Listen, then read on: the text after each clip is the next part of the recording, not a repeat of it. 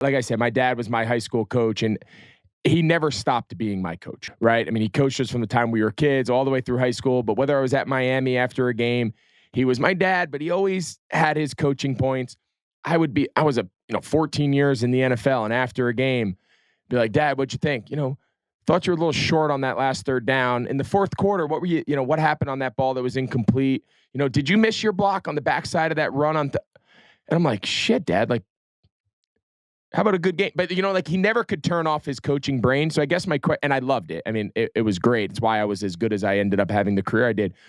So in your mind, like, are your kids calling you after you watch them play in a game? Now, mind you, they're top tier players in the NHL. Like, are they calling you to be like, Dad, what'd you think? And you're just saying, hey, buddy, I'm proud of you. Or are you like, hey, on that third shift, you got, are you giving them coach pointers and dad?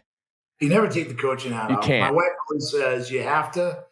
Yeah, my wife, like I think all wives, they word it better than probably we would. Yeah. So she always tries to help me. You got to always start off with a positive, and then not like it's bad. Just say work on this a little bit. So we have these conversations, and if I get over the line, which sometimes happens, unfortunately, it's just. But my wife will say to me, well, I've seen you play a lot more worse games than those boys. So true. So, it's so true.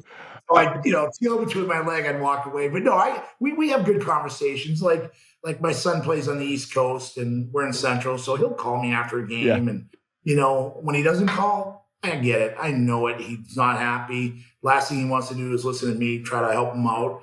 And then my other son lives in Calgary. So by the time his game's over, I'm usually asleep. I watch every game. If not, I watch it the next day. But these guys have like different coaches. Like my son Matthew has a skills coach on the side that was a former player that helps him watching his shifts and stuff. Not only his own team, but this is an outside independent guy. So these guys know what they're doing. They just want to talk about the game. And I talk to my boys every day just to see how things are going, how practice is going, and if they like my son called me the other day, wanted to talk about leadership. He's the captain of the Ottawa Senators.